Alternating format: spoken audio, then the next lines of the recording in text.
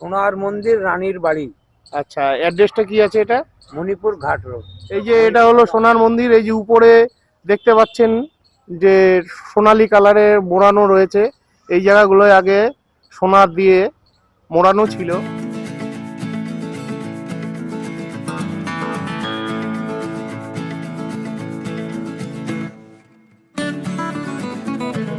Hello friends, welcome back to my channel যাযাবর বাপি।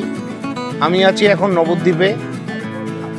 এইমাত্র নবদ্বীপের জল মন্দির ঘুরে জল মন্দির থেকে বেরিয়ে গেলাম। আমরা বাইকে করে এসেছি সুদূর পান্ডুয়া থেকে, প্রায় 1.5 ঘন্টা জার্নি করে 65 কিলোমিটার পথ পেরিয়ে এসেছি।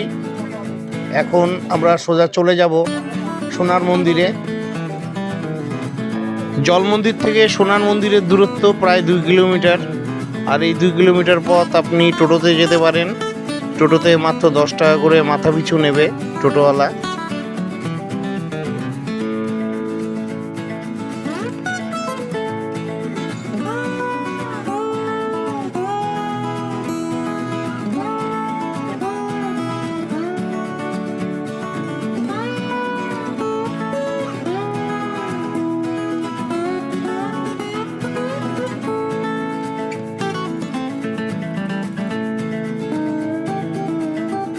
বন্ধুরা, এখন পর্যন্ত যারা যারা এখনও আমার জল মন্দিরের ভিডিও দেখেননি, অবশ্যই দয়া করে ইউটিউব চ্যানেলে গিয়ে আমার জল মন্দিরের ভিডিওটি দেখবেন।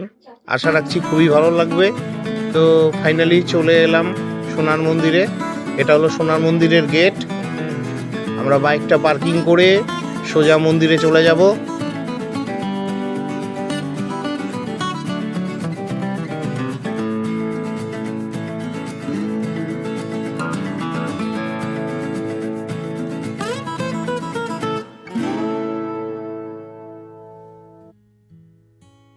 ফাইনালি সোনার মন্দিরের ভেতরে প্রবেশ করলাম।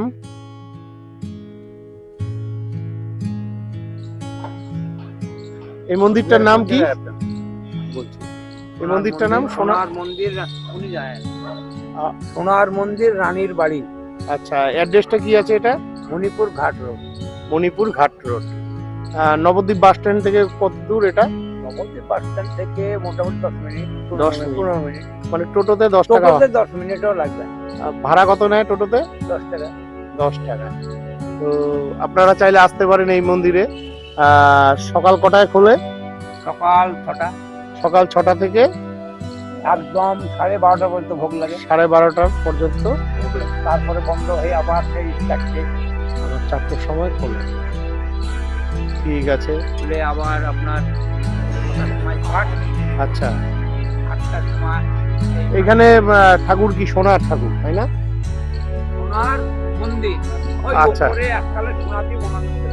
আচ্ছা আচ্ছা আচ্ছা এখন নাই, ওই জন্য সোনার মন্দির নাম। আচ্ছা, মানে ওই সোনাগুলো কি হয়েছে? ওগুলো 300 বছর ও ব্রিটিশরা নিয়ে চলে গেছে। এই যে এটা হলো সোনার মন্দির। এই যে উপরে দেখতে পাচ্ছেন যে সোনালী কালারে মোড়ানো রয়েছে। এই জায়গাগুলোয় আগে সোনার দিয়ে মোড়ানো ছিল, তো ব্রিটিশরা নিয়ে চলে গেছে। যাই হোক, 300 বছর পুরনো মন্দির। তো আসতে পারেন সোনার মন্দিরে। এখন তো বন্ধ আছে, বেলা 2টো বেজে গেছে। চলুন ভিতরটা একটু আপনাদের দেখিয়ে দিচ্ছি।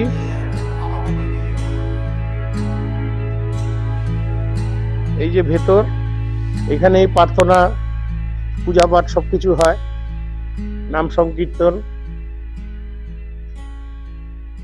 চলুন একটু এগিয়ে দেখি।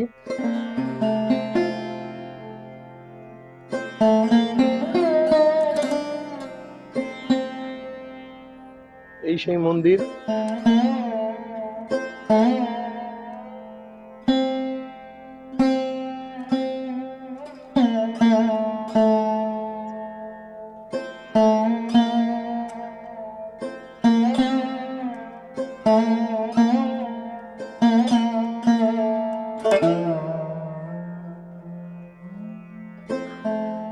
এখানে বাৎসরিক অনুষ্ঠান কি হয় জানেন না? ও,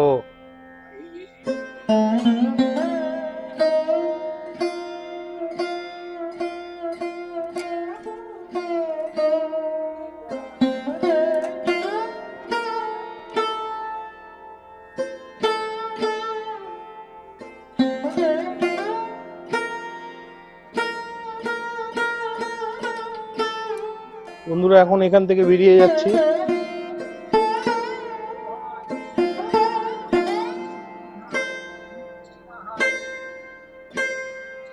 এখানে কৃষ্ণ ঠাকুরের যে সমস্ত প্রোগ্রামগুলো সব মন্দিরে হয়, এখানেও সেরকম দোল পূর্ণিমা, রাস পূর্ণিমা, বড় প্রোগ্রাম হয়, আচ্ছা, তারপরে ঝুলন হয়, তারপরে আপনার গুরু পূর্ণিমা, জন্মাষ্টমী, রাধাষ্টমী সবকিছুই হয়। সব কিছু মানে জাঁকজমক ভাবে হয়। হ্যাঁ, এবং শ্রীকৃষ্ণের যে সবচাইতে- সমস্ত অনুষ্ঠানগুলো সারা বছর হয় সেইভাবেই এখানে হয়। সবচাইতে বড় অনুষ্ঠান হয় আমাদের দোল দোল। আর ঝুলন। আর এখানে প্রসাদ পেতে গেলে কটায় আসতে হবে? প্রসাদ পেতে হলে আপনাকে 8টার মধ্যে নাম লেখাতে হবে। আর প্রসাদ দক্ষিণা কত প্রসাদের? ওখানে 120 টাকা। 120 টাকা একজন।